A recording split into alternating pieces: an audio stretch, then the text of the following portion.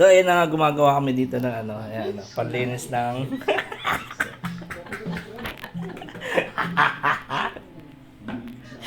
panglinis ng ano, ng pinggan. Tuwan-tuwa. Yan, nakakaano na kasi kami dito, nakakailan na. Ayan na, nakakailan na. Nakakailang sahod na, nakakailang bote na.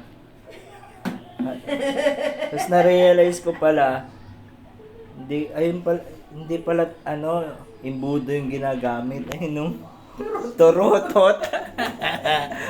Torotot pala yun.